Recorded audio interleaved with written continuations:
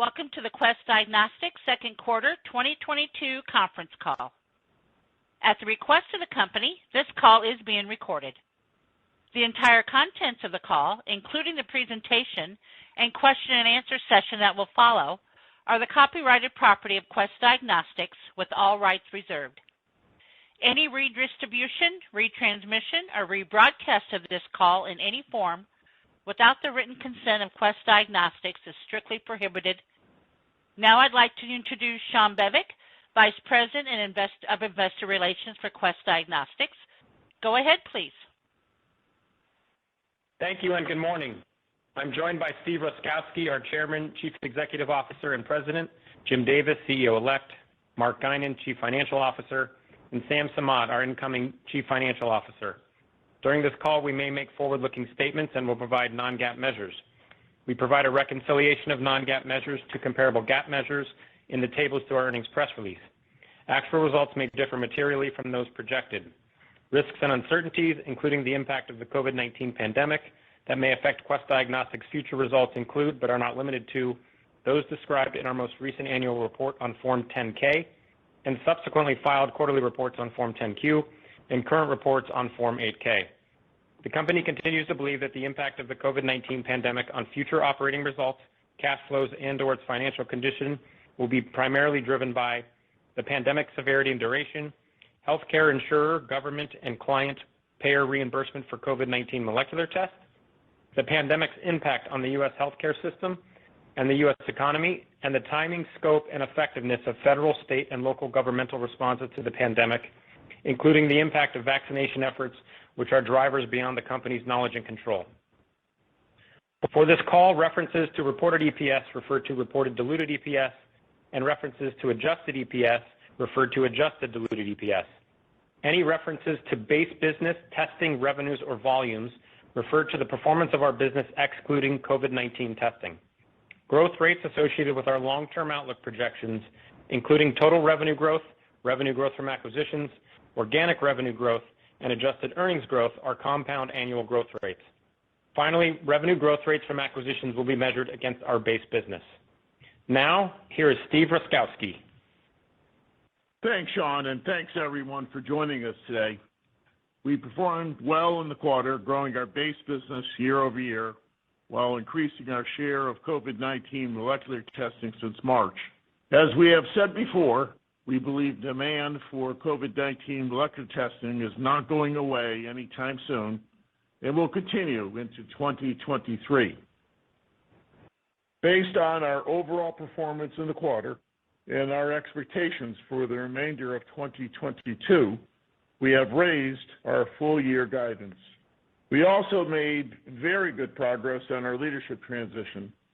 Jim will give you an update and take you through our second quarter highlights, and then Mark will take you through our financial performance in more detail before we get into your questions. But before I turn it over to Jim, I'd like to say a few words about the Saving Access to Laboratory Services Act, now called SALSA, the important new federal laboratory legislation recently introduced in Congress, as well as the U.S. Court of Appeals for the D.C. Circuit's recent ruling on our trade association's PAMA lawsuit. We're grateful for the efforts of Senate and House members who introduced this legislation on both sides of the aisle. In our view, SALSA could fix PAMA permanently, setting the Medicare clinical lab fee schedule back on a sustainable path. In 2014, the intent of Congress when passing PAMA was to reform the Medicare clinical lab fee schedule to a single national fee schedule based on private payer rates for the clinical laboratory services.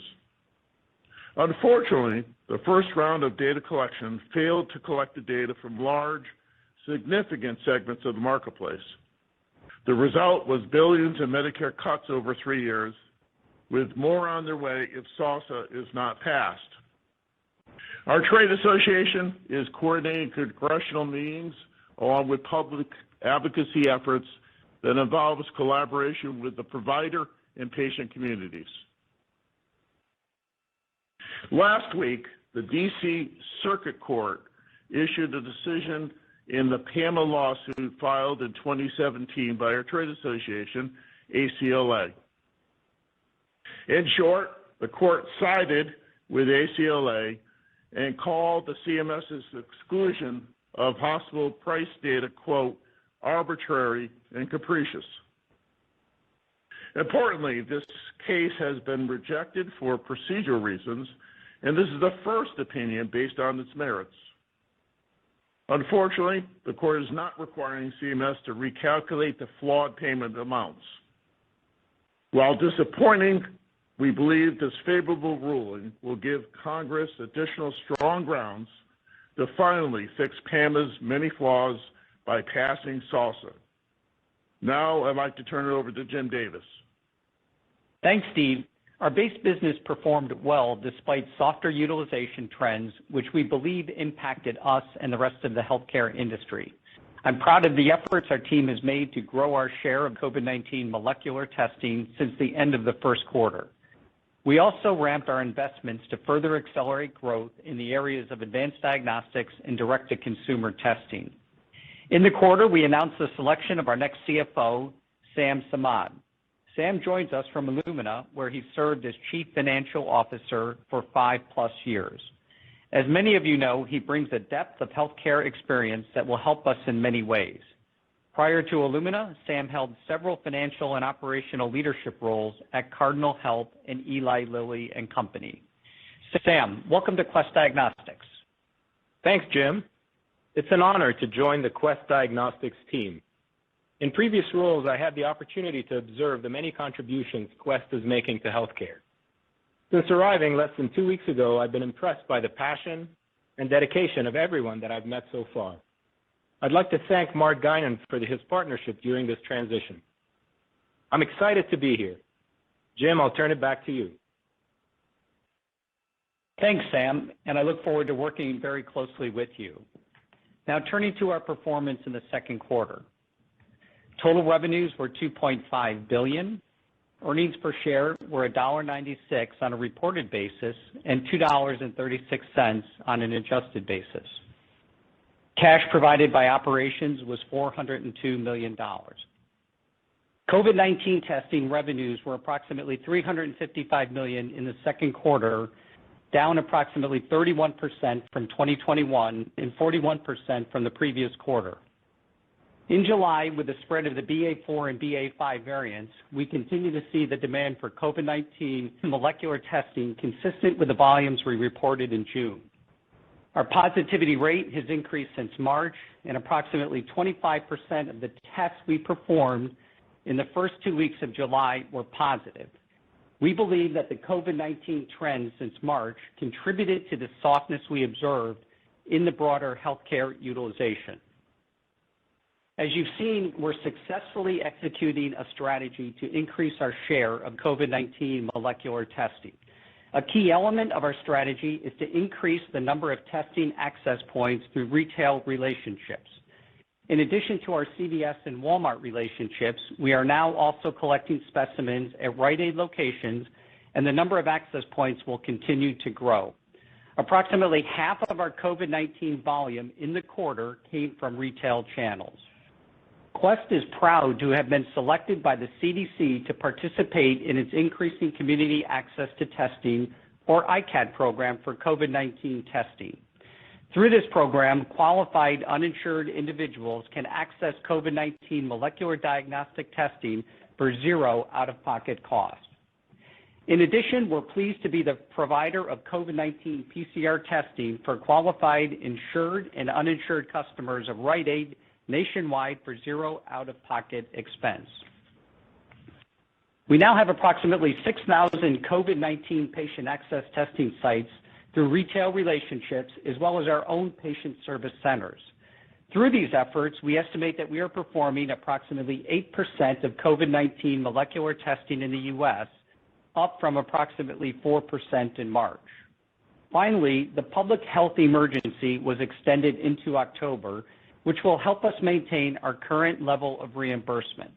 Based on these factors, we raised our COVID-19 revenue guidance for full year 2022 to between $1.15 billion and $1.30 billion. Now turning to our base business. In the second quarter, we continued to make progress executing our two-point strategy to accelerate growth and drive operational excellence. Here are some highlights from the quarter. Our M&A funnel remains strong. We are in late-stage discussions with several hospital health systems on the purchase of their laboratory outreach business. This is in addition to our normal conversations we have with C-suite leaders on performing reference testing and providing professional lab services.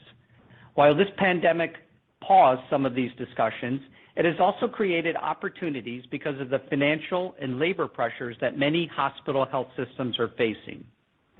We continue to accelerate growth through health plan access. Excluding COVID-19, health plan volumes and revenues grew faster than our overall base business in the quarter. Health plans continue to see the value of working with us. Over the last 2 years, we have renewed 12 national and large regional health plan contracts with price increases. We expect more renewals with price increases this year. And we're proud to be selected as one of the United Healthcare's preferred lab network providers for the 4th consecutive year, providing physicians and patients with improved access, quality, and value. Finally, we're pleased to share today that we have renewed our strategic relationship with Florida Blue. Florida continues to be an important, large, and growing state for us. Earlier this month, the CMS Transparency and Coverage Final Rules became effective to help consumers know the cost of a covered item or service before receiving care. Beginning July 1st, 2022, group health plans and issuers of group or individual health insurance are required to post pricing information for covered items and services. We are leveraging that data to ensure patients and employers are aware of the value we offer. This trend will continue to gather momentum as more pricing transparency requirements will go into effect in the next 2 years.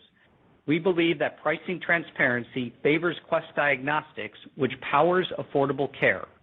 We do this by offering clinical innovation, enabling better clinical outcomes through our quality, speed, and accuracy of test results, improving the patient experience with accessible and easy-to-use patient resources, and finally, reducing the cost of care. We continue to ramp our investments in advanced diagnostics capabilities. In the quarter, we saw growth from hematology, prenatal genetics, and pharma services. We also introduced Quest AD Detect, a blood test to aid in the early assessment of Alzheimer's disease. We are seeing good early adoption from both primary care physicians and neurologists. Finally, last week, we launched a lab-developed molecular test to aid in the detection of monkeypox. The test can differentiate monkeypox from other orthopoxviruses, and we will be able to perform nearly 30,000 tests a week by the end of July. In addition, we can expand testing to other laboratories in our network to further increase capacity if needed. We continue to see growth in direct-to-consumer testing thanks to our COVID-19 offerings and, more importantly, our base business testing. Within the base business testing category, we saw strong growth from testosterone, comprehensive metabolic panels, and Lyme disease. We're excited about upcoming improved digital experience, which we expect to debut later this year. We believe this improved experience will help us acquire, convert, and retain more customers who visited Quest Direct digital platform. We expect to have much more to say about our improved digital experience before the end of this year. The second part of our two-point strategy is to drive operational excellence. We remain focused on improving our operational quality, service, and cost, thereby driving productivity gains. We have several initiatives underway to make this happen, focused on attracting and retaining our people, optimizing our network, automating and digitizing our processes, and getting paid for the work we do.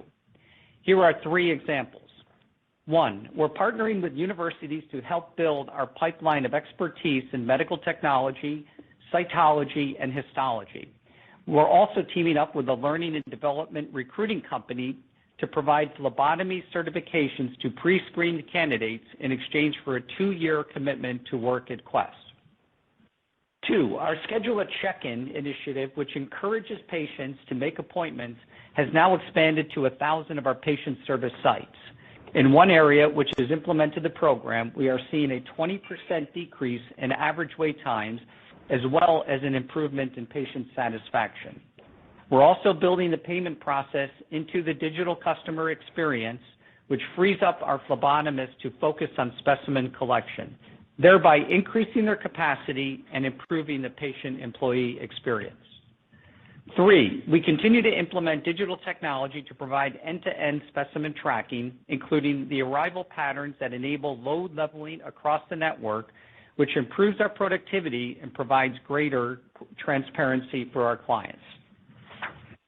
We're not immune to the current inflationary environment and are managing through rising fuel and labor costs. Like many companies, higher than normal employee turnover in some job categories is impacting our ability to drive further productivity gains. However, these increased costs are in line with our expectations and are built into our guidance. We are expecting another year of solid Invigorate savings and productivity improvements to help offset these pressures.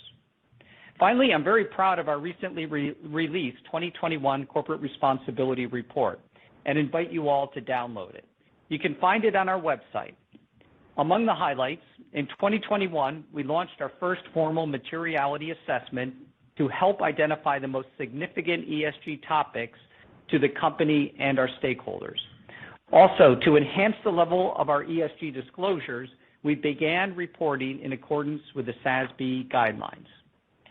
We're very proud of the contributions Quest is making to empower better health and grateful to our 50,000 colleagues who are making that vision a reality every day. Now Mark will provide more details on our performance and share more insights on our updated guidance for the remainder of 2022. Thanks, Jim. In the second quarter, consolidated revenues was $2.45 billion, down 3.8% versus the prior year. Base business revenues grew 2.9% to $2.1 billion, while COVID-19 testing revenues declined approximately 31% to $355 million. Revenues for diagnostic information services declined 3.6% compared to the prior year. The decline reflected lower revenue from COVID-19 testing services versus the second quarter of 2021, partially offset by growth in our base testing revenue. Total volume, measured by the number of requisitions, declined 1.4% versus the prior year. Acquisitions contributed approximately 100 basis points to total volume. Total base testing volumes increased approximately 2% versus the prior year. Excluding acquisitions, total base testing volumes grew less than 1%. As we have seen in prior COVID surges, we experienced some softening of base testing volumes beginning in April as COVID-19 cases began to rise again throughout the spring. COVID-19 testing volumes were stronger than expected during the second quarter. Together with our JV partnership, Sonora Quest, we resulted approximately 3.7 million molecular tests. Quest alone resulted roughly 3.5 million molecular tests, down approximately 1.3 million tests and 2.8 million tests versus the prior year and first quarter respectively. Our July COVID-19 molecular volumes have been consistent with the volumes we reported in June, averaging roughly 40,000 tests per day, excluding Sonora Quest. Revenue per requisition declined 2.6% versus the prior year, driven primarily by lower COVID-19 molecular volume. Base business revenue per rec was up modestly. As we have highlighted in recent quarters, the pricing environment has improved, with unit price reimbursement pressure of less than 50 basis points in the quarter. Reported operating income in the second quarter was $388 million, or 15.8% of revenues, compared to $533 million, or 20.9% of revenues last year. On an adjusted basis, operating income was $435 million, or 17.7% of revenues, compared to $584 million, or 22.9% of revenues last year. The year-over-year decline in adjusted operating income is primarily related to lower COVID-19 testing volume, a higher portion of COVID-19 molecular testing volume from non-traditional retail channels, which carry additional expenses and logistics costs, investments to accelerate growth in our base business, and slightly lower average reimbursement for COVID-19 molecular tests. In the quarter, approximately half of our COVID-19 molecular volume came through our retail partners versus roughly a third last year. We expect the mix of COVID-19 molecular volumes through this channel to continue to grow in the third quarter. Reported EPS was $1.96 in the quarter compared to $4.96 a year ago. Adjusted EPS was $2.36 compared to $3.18 last year. Year-to-date cash provided by operations was $882 million in 2022 versus $1.2 billion in the prior year period. Given the limited M&A activity, we repurchased $200 million in stock during the second quarter. Now, turning to our updated guidance. Revenues are now expected to be between $9.5 and $9.75 billion. Base business revenues are expected to be between $8.35 and $8.45 billion. COVID-19 testing revenues are expected to be between $1.15 billion and $1.3 billion. Reported EPS expected to be in a range of $8.24 to $8.64, and adjusted EPS to be in a range of $9.55 to $9.95. Cash provided by operations is expected to be at least $1.7 billion, and capital expenditures are expected to be approximately $400 million. Before concluding, I'll touch on some assumptions embedded in our updated 2022 guidance, as well as some additional considerations.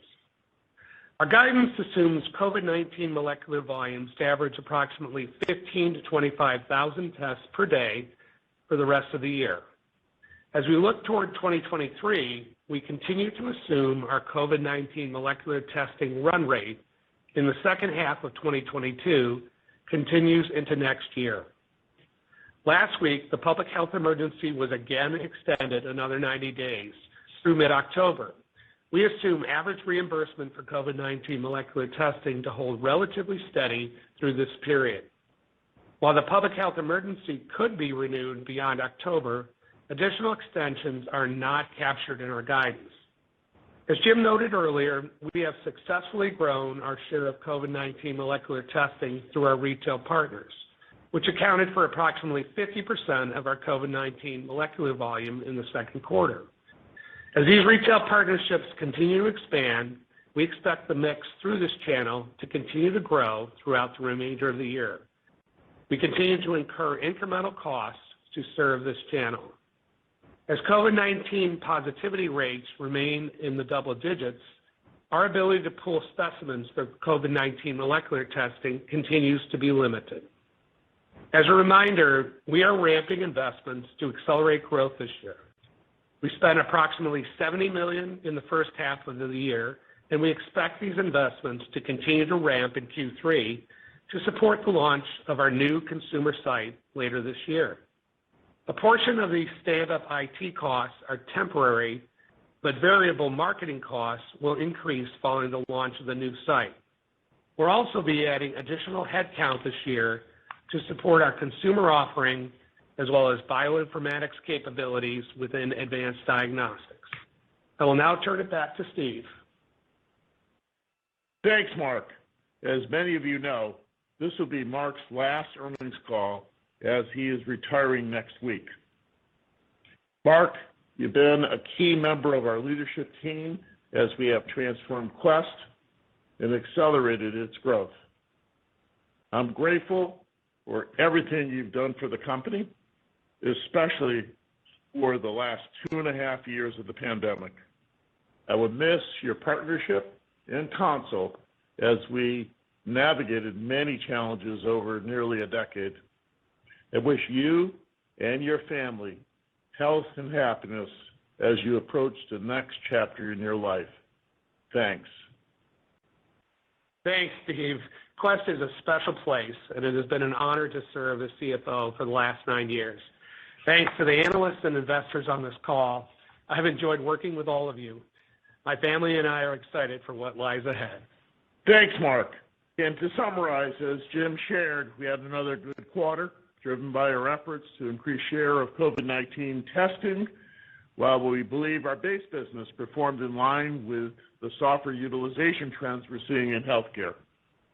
We have raised our full-year guidance based on our performance in the quarter and our expectations for the remainder of 2022. Finally, we're grateful for the efforts of Senate and House members who introduced the Saving Access to Laboratory Services Act and fully support the passage of this important legislation. Now we'd be happy to take any of your questions. Operator? Thank you. We will now open it up to questions. At the request of the company, we ask that you please limit yourself to one question. If you have additional questions, we ask that you please fall back in the queue. To be placed in the queue, please press star 1 from your phone. To withdraw, press star 2. Again, to ask a question, please press star 1. Our first question comes from Brian Tanquilut with Jefferies. Your line is open. Hey, good morning, guys. And Mark, congrats on the upcoming retirement, and thanks for all the help over the years. So I guess just my question on the base business. I mean, you called out some of the softness, right? I mean, do you guys think that it's more COVID-driven with the current mini surge that we're seeing, or just any color you can share with us on that? And maybe, I guess, Steve, taking it a little bit further, how are you thinking about the business today as we face a recession down the road in terms of the defensiveness of the volumes and the business overall as we get past COVID? Thanks. Yeah, sure. So thanks, Brian, for the question. So as we indicated, we were a little softer in the second quarter with the base business than what we expected in the second quarter. And we do believe there's a relationship, as we have said before, between pickup in COVID infections and the amount of people that are going into their physicians, and to some extent what's happening with hospitals, even though that's a secondary slowdown, if at all. And the second part of your question is longer term with worries about a potential slowdown in our economy and an approaching recession. What's our view on that? And we're taking a hard look at what happened over the last 10 to 15 years of our business. And things did change quite a bit over the last decade, as you know. The first or the last recession, the big Great Recession in 2008. We had, in parallel with that, the Affordable Care Act. We also had changes with healthcare policy, and we had PAMA, so there's a lot of other effects. And so, yes, we do believe there may be some impact in our business related to a slowdown in the economy and the recession.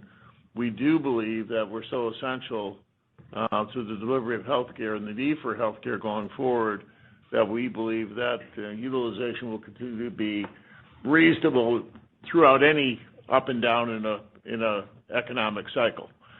So, but we're taking a look at it, and we're seeing if there's any differences this time around. As you know, many people are saying this is an unusual set of circumstances given what's happened with healthcare and what's happened in the economy over the last 2 to 3 years.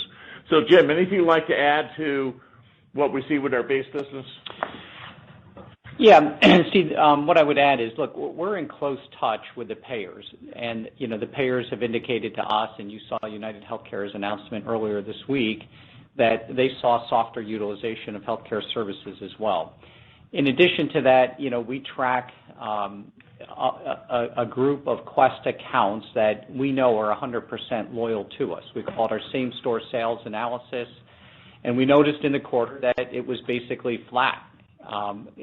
Those accounts that are 100% loyal. So The other thing we look at is just the mix of our business, and we noticed our general health and wellness panels grew at a lower rate than some of our infectious disease, non-COVID infectious disease, and chronic care types of testing that we do. So based on all that information, we come to the conclusion that the base was certainly softer this quarter. Thank you. Thank you for your question. Our next question is from A.J. Rice with Credit Suisse. Your line is open. AJ, Thanks. I want to offer my congratulations to Mark and best wishes, and welcome aboard, Sam. Look forward to working with you.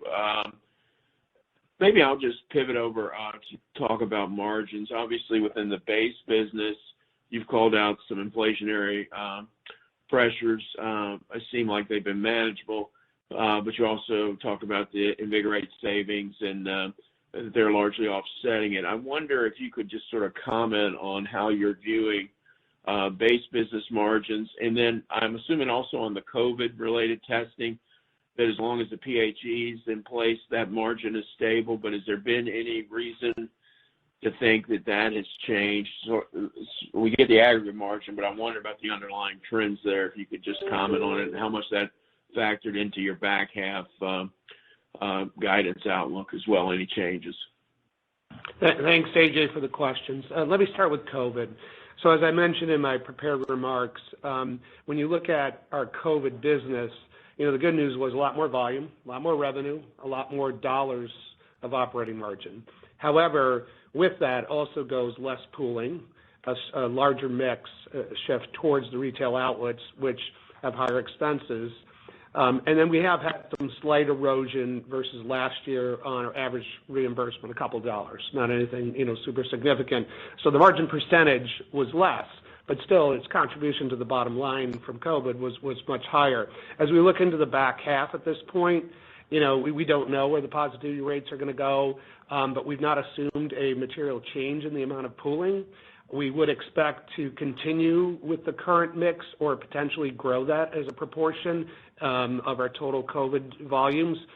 So within the ranges, that's kind of how we're seeing the balance of the year play out on COVID. So, if the positivity rate drops down, and the positivity rate, I'm looking at Jim here, has been as high as we've seen through the pandemic. Now, a lot more people are doing rapid antigen testing and so on. We believe that the cases are underreported, but, we believe that the prevalence of COVID right now is extremely high. And so in the earlier answer that we provided to Brian around the base business, there has been a historical negative correlation between those, and we do believe that the base business has absolutely been impacted by, the surge in COVID. We just aren't sure how long it'll last. On the base business, we've shared that as we built our plan and the ranges for 2022, we, built in a higher SWB, salary with benefits assumption, that was in our guidance, and certainly that's something we control, and that's really within expectations. We have a couple $2 billion that we have long-term contracts, and so, really not exposed to inflation in a short window for that. But then we have some other costs where, we don't have long-term contracts, and they're things, everybody's familiar with, and you've heard from other companies as well, things like fuel, things like housekeeping, security, temporary labor. And so those areas have been a little more inflationary than we would have anticipated going into the year. The good news is those are in our results year to date. They're in our guidance. We're not expecting that to go away immediately. We certainly hope it's not long-term inflation, unlike where if you have wage inflation, you generally expect it will continue. If you had contractual inflation with your key suppliers around reagents and other things, that might be, longer term as well, or certainly a couple of years. We don't know how long this spike is going to last, but I can tell you it's probably like 5 to 8 cents a quarter in the first half, and we're not expecting that to change. We hope it might, but in the guidance that we provided. So hopefully that's helpful to you, AJ. And AJ, just so it's clear, you all know that the Emergency Act has been extended, and so we're assuming in our guidance that will be extended through October, but we're not assuming in our guidance that it extends past October until we have certainty around that. Okay, so So that is the assumption in what we've just provided for guidance for the remainder of the year. And I think since you asked, AJ, Jim, why don't you comment a little bit about the opportunities we still see around Invigorate, and you mentioned in our opening remarks about the things we have changed, but why don't you chat a little bit about why we're still bullish on the prospects of improving productivity? Yeah, so AJ, as we've talked in the past, there's still certainly a lot of opportunity around automation of manual processes in the laboratory. I touched on in my comments around some of the automated check-in procedures. So we've long had appointment scheduling. What we've added recently is when a patient walks into the PSC without an appointment, you actually go to the check-in, and if the wait room is full, you schedule an appointment at that point. And what we've seen is it really does help productivity in the PSC, as well as if the patient leaves, they may not come back to Quest. If they make an appointment to come back in 2 hours or the next day, we feel like the patient retention is better. But automation, the use of artificial intelligence in terms of readouts of manual curves and laboratories, all of that work continues. And then I tell you, the other thing that will help continue to drive productivity is our work around retention of our employees. So our productivity, like all companies, we're seeing a much higher increase in turnover. We feel like it is stabilized, albeit at a higher point. So as we now drive retention higher and turnover lower, that will certainly help our productivity efforts in the back half of the year. Yeah, I just want to add one thing about PCR in the back half. Steve talked about the potential for the PHE to not be extended, which at this point we're not assuming it does extend. But I want to remind people that the price drop is not a full margin drop, because when we get to beyond the PHE, first off, there's not absolute certainty, but most people would expect the positivity rate will be significantly lower. We can pool a lot more, so we can get some margin offset there dollar-wise. And then the second one is that the retail relationships that we have will change in the structure. We know how that's going to work, and basically the significant costs we're incurring right now to get that volume for the retail outlets will go away, because it's only permitted under the PHE. It's complicated, but it will go away. So while the value per requisition will drop to whatever price we end up with, and people have talked about the CMS rate that was originally published, and certainly that's potential over time. That's not all a margin hit, because there's some other costs that go away. So we still will make a decent percentage margin, certainly fewer dollars per patient encounter. But I just want to make sure people are clear that COVID profitability doesn't fall completely off a cliff when the PHE goes away. Okay, great. Thank you for your question. Our next question is from Jack Meehan with Nephron Research. Your line is open, sir. Hey, Jack. Good morning. Hey, Jack. Good morning. First, Sam, congrats. I think you're going to be a great fit at Quest. And Mark, of course, really enjoyed working together. But before you go, I do have more margin questions for you here. Wouldn't expect otherwise, Jack. Thanks. Of course. So specifically, can you just talk about what was the COVID testing margin in the quarter, or how did it compare to the overall margin? And I guess what I'm trying to get into is just how much of the sequential step down in earnings might have been related to the margin impacts you talked about. Yeah, so Jack, as you know, we don't provide specific margins on subsegments of our business. But what I can give you directionally is I referred to half of our volume coming from retail channels or non-traditional channels, and we talked about dollar-wise what the incremental cost per encounter is there. A year ago in the second quarter, it was about a third of our volume, so you can see that's pretty significant. In the second quarter last year, we did quite a bit of pooling, and that's varied in the interim quarters between then and now, but there was quite a bit of pooling last year because the positivity rate had fallen to low. I think many of us by June of last year were thinking this might have been behind us before Delta hit us. And this quarter, we expected in our plans to do quite a bit of pooling, but in reality, it was not a large amount. So that should give you a little bit of idea. The other thing I did mention, a couple dollars erosion on the average reimbursement. So I think you got all the pieces. I'm not going to provide a specific number, but that should help you understand. But I think the key thing is that the dollars we earned off COVID was much better than our plans. And that's, and we expect it to continue, and that's why we're raising guidance. So while the percentage was worse, the dollar bottom line was better. Yeah, Jack, and as you know, in Q1, we did about $600 million worth of COVID, and in the second quarter that we're talking about right now, it was roughly $350. So that was a material change in COVID, and as Mark has gone through, there's a lot more dynamics in what the margin is in COVID, but essentially that sequential compare in our margin drop is primarily related to the drop in COVID testing. Got it. If I can squeeze in one more on the core business, what are your expectations for merit increases and SW&B this year? Have that changed at all? Jim, you want to take that? Yeah. No, it hasn't changed at all, Jack. We said 3 to 4% for the year. We're still within that guidance. We've already provided the merit increase for the year. We do that annually in the April timeframe, so it's already in the Q2 numbers for sure. As Jim referenced, the vast majority of our increase has already taken place. Certainly, like all other companies, we have some off-cycle adjustments based on promotions and other things. But most of the quote inflationary headwinds in SWB were recorded in the second quarter. So if you look sequentially, that's one of the drivers of margin reduction, first quarter to second quarter. That's been a historical event as well. That's not new, but we don't anticipate going forward to see significant inflation beyond kind of the run rate we were on in Q2.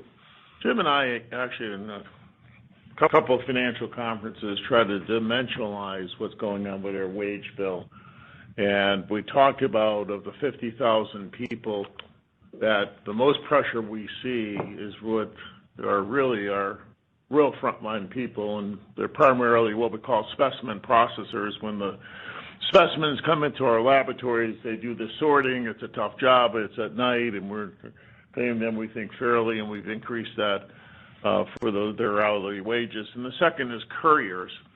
And to give you an idea, because it is the area that we have the most pressure, roughly it's about 10 to 11% of our workforce salary, okay? So and at the same time, it represents a larger percentage of our workforce count of the 50,000 people. So that's where we have the most pressure. So even if that number went up, considerably, you get an idea of the impact that would have on our margins. But that's where we see the most pressure, okay? Thank you. Thank you for your question. Our next question is from Patrick Donnelly with Citi. Your line is open. Great. Thanks for taking the questions, guys.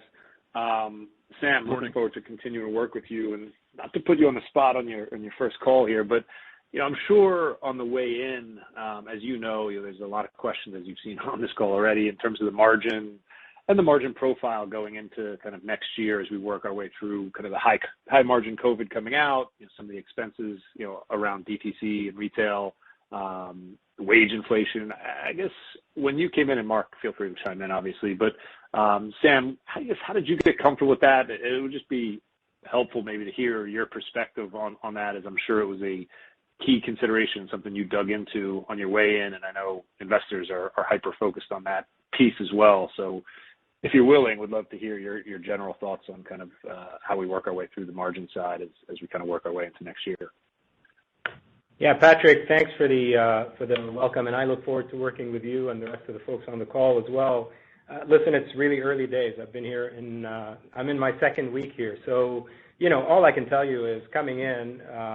Obviously we're in a challenging environment right now, but Quest has an incredible reputation with incredible people that really provide a significant value to healthcare. So I've been so far really impressed with the passion that I've seen people here, the knowledge, and the contributions that I think we can make in healthcare. So I'm going to punt a little bit on your question because it's really early days and really ask Mark to more comment on it. But I'm very excited about how we can work through these challenges. But it's really early days, Patrick. I'm in my second week here, so I'll let maybe Mark talk about it more. Yeah, so Patrick, appreciate the question. We know where people's heads are at right now around the business, and that's where ours are as well. So I can assure you we're spending a lot of time on that. We've spent a lot of time on that.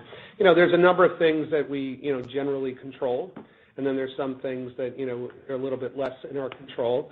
So, we do our best to forecast those things. We put together ranges, and then I think and believe we're very transparent with you about how those things play out. So you get a sense of, okay, well, what really is going on in the business.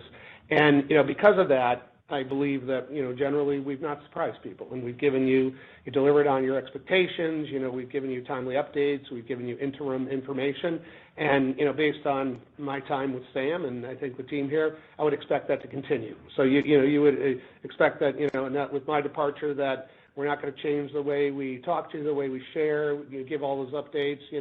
I think everybody appreciates what a great job Sean does, and know they can call him anytime, any place, and get him, and he'll be as transparent as possible. So really, I think what it comes down to is I believe we're focused on the right things, and also I believe we do our best job of being as transparent as possible around all those key drivers.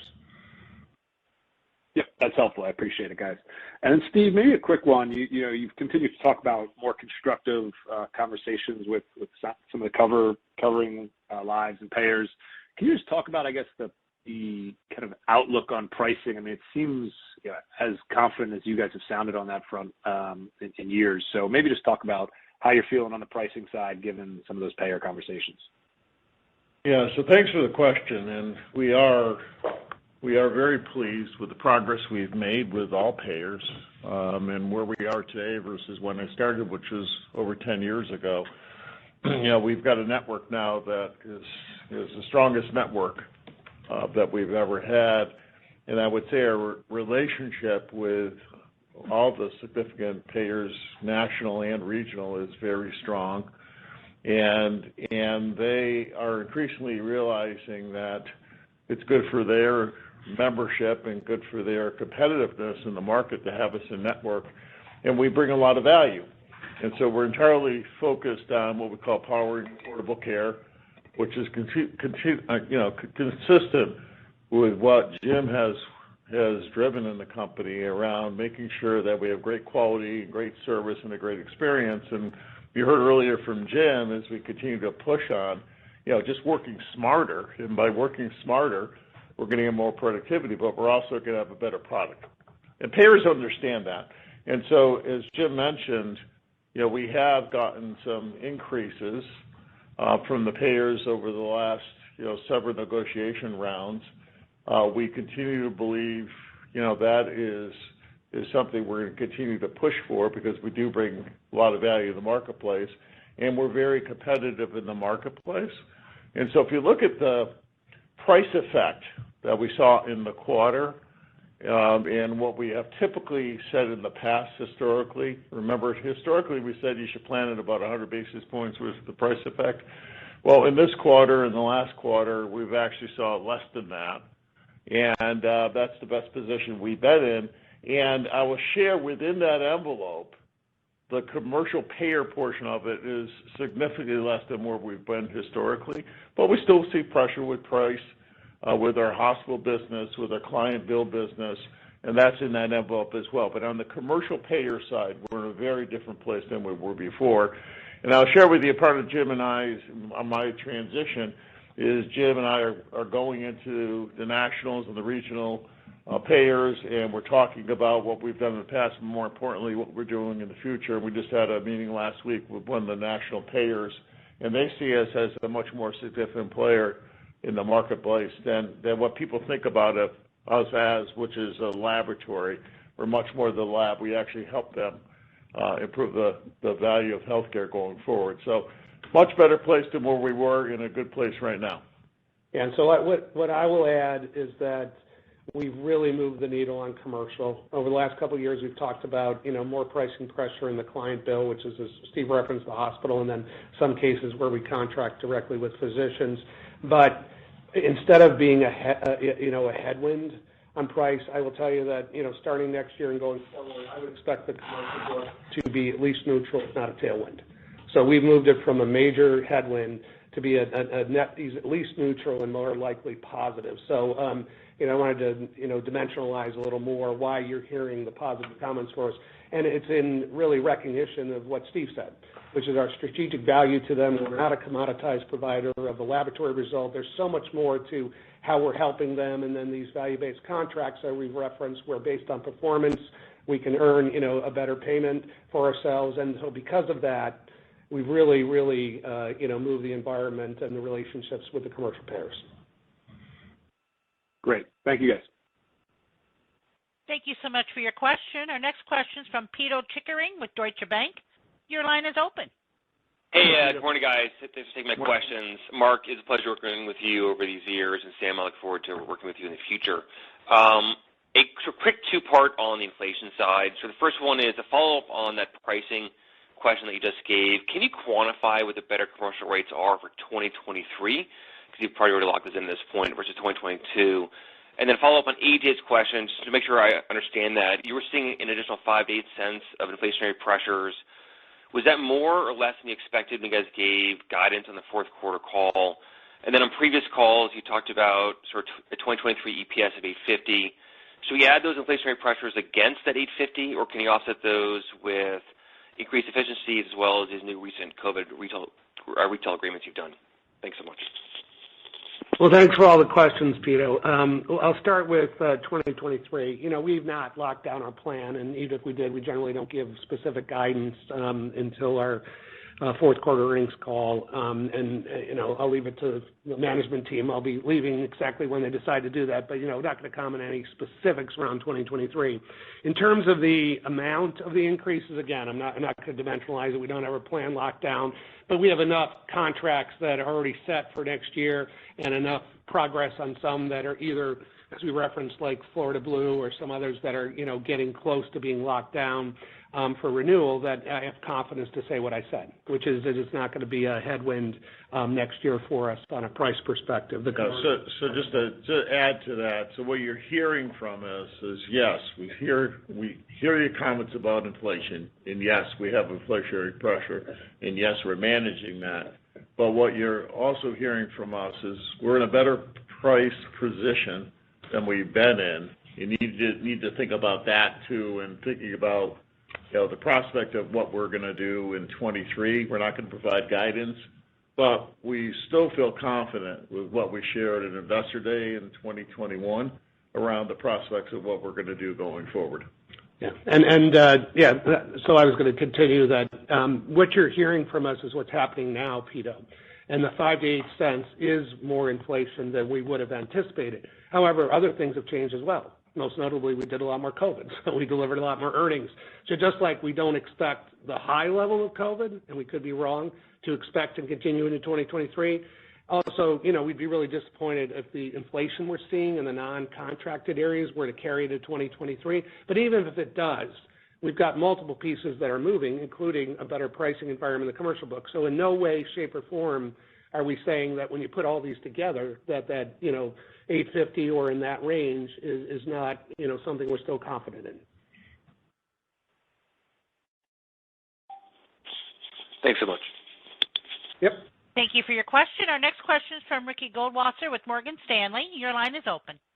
Yeah, hi, good morning. And Mark, wishing you best of luck in the future, and really enjoyed working with you. So thank you for all the color always and your patience.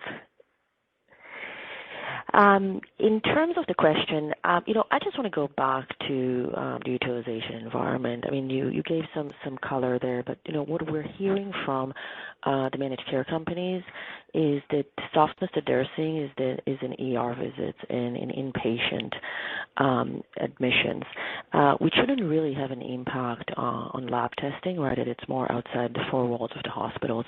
So can you maybe give us some color on where are you seeing softness in utilization by geography and maybe by end market, i.e. what type of tests? And how do you think about it, right? Sort of 2.5 years into the pandemic, what's structural in the software utilization versus transitional in your view? If I can just start quickly, and then I'll pass it on to Jim.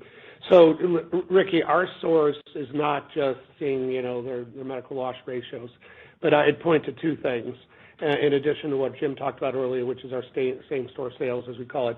So one is we actually get data from the payers, okay, in total. So we know, how many patient encounters they had for laboratory work. We know what our volume was.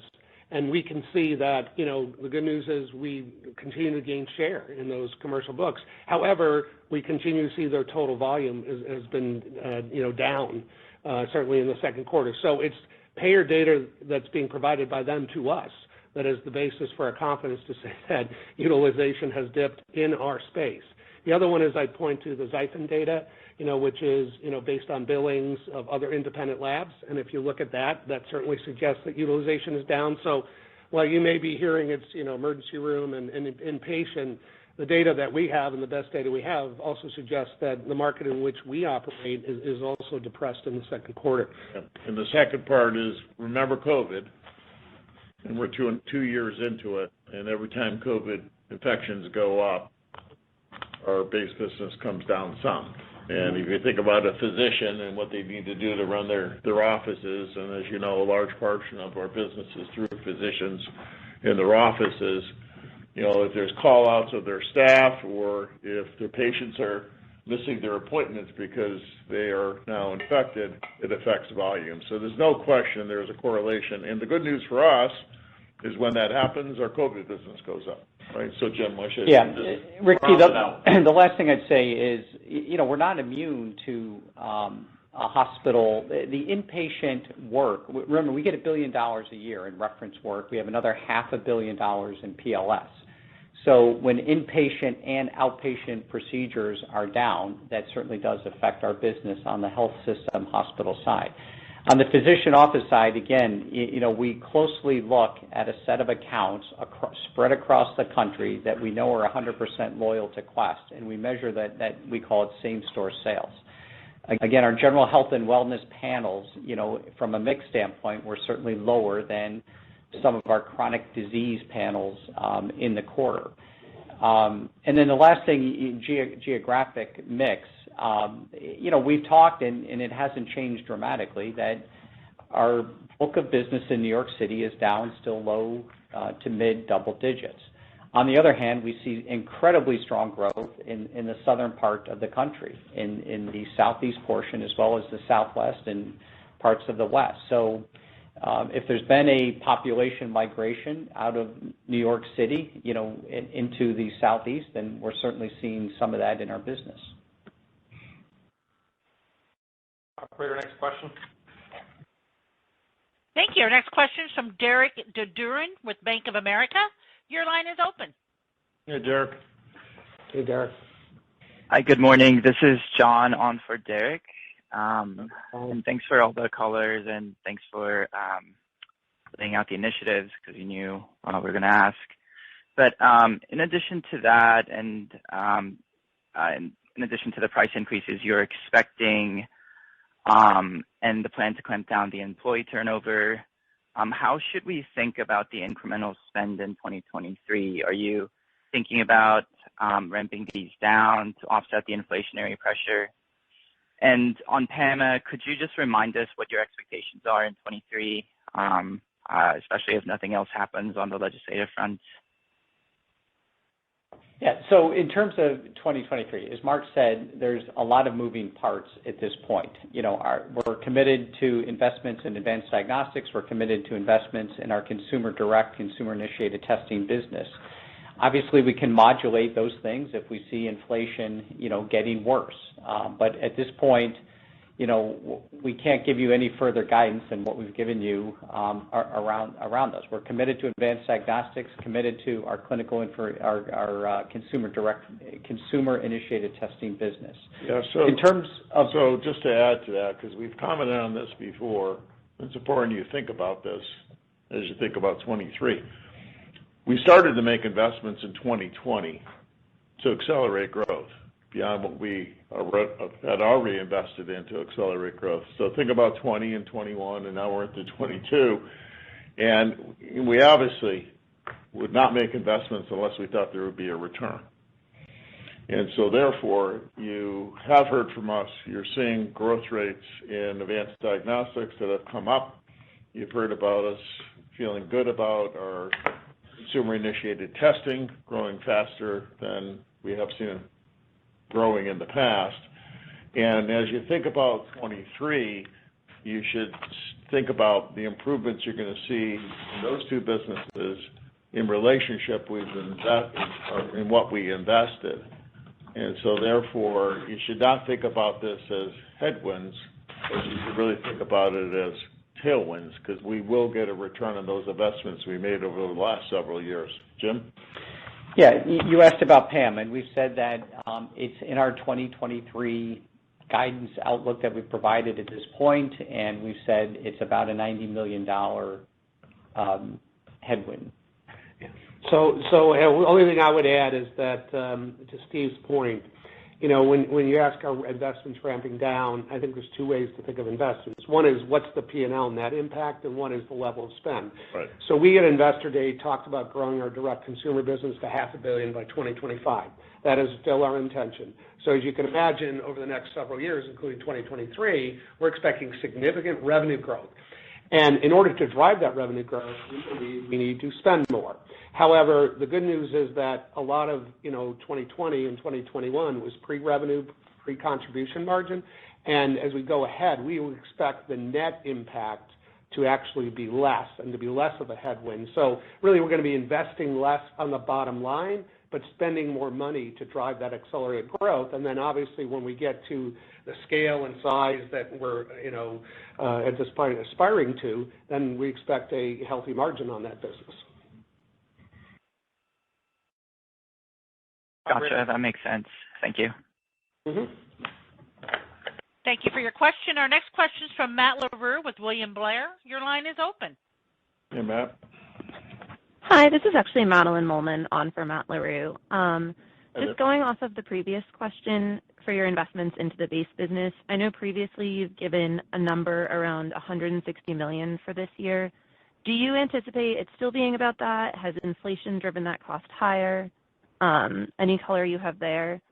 And then my other question, just speaking to your investments in advanced diagnostics, you mentioned that you were ahead of schedule for your anticipated 8% growth. Is that still the case?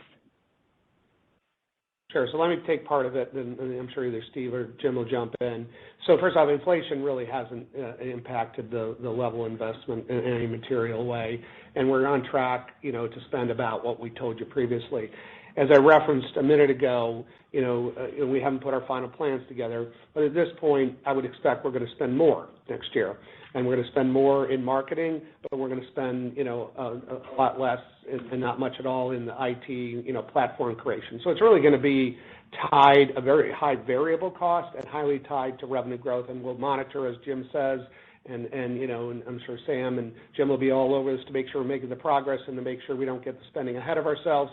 But if we do what we expect to do and we need to do to get to $500 million by 2025, the spending will continue to go up. The only other dimension I want to mention here is because when we talk about investments in the base business, there's a little nuance here. Advanced Diagnostics absolutely is the base business, but really this consumer business is new. So while a lot of the work we do is similar to what we've done historically in our base business, it's really a new business category or opportunity, and some of it may cannibalize what would have otherwise come through our traditional channels, but we do believe that a lot of it is actually incremental, to the overall amount of volume that we perform. Jim or Steve, you want to? Yeah.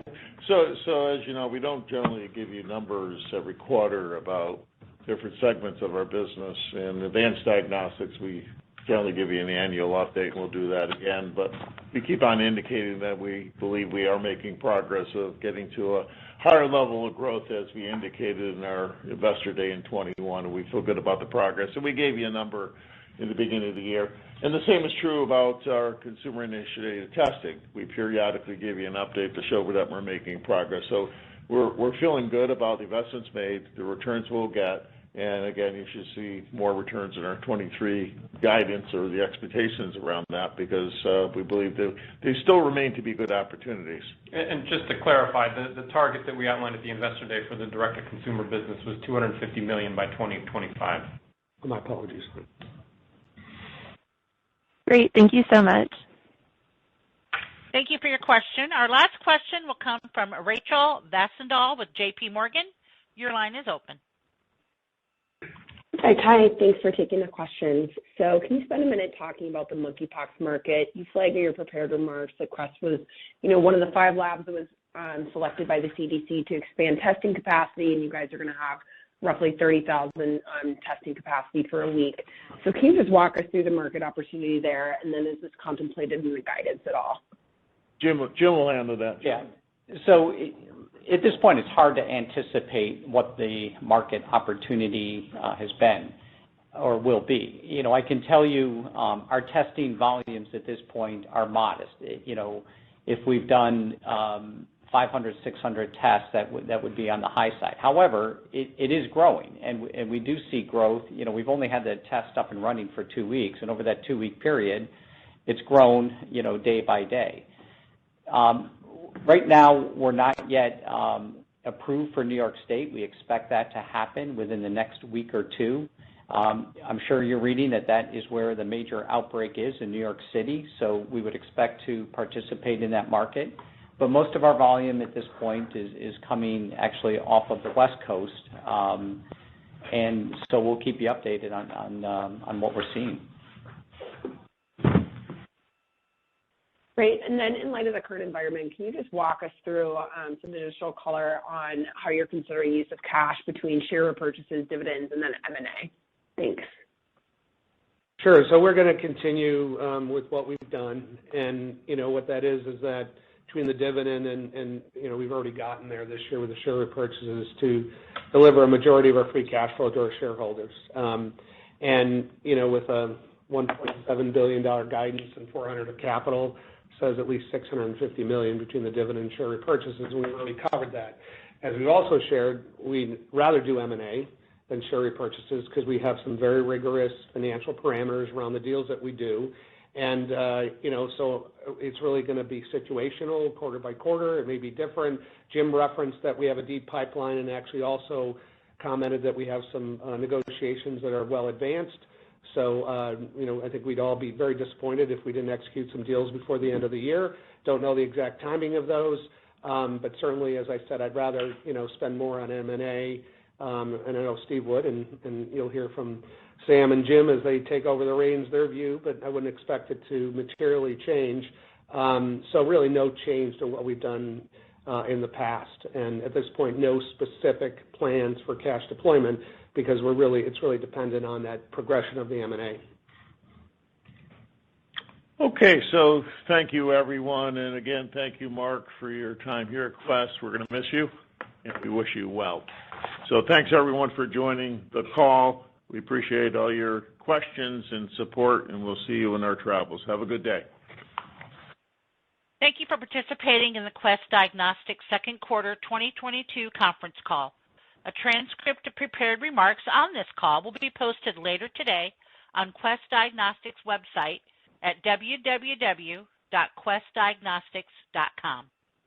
A replay of the call may be accessed online at www.questdiagnostics.com/investor or by phone at 888-566-0439 for domestic callers or 203-369-3045 for international callers.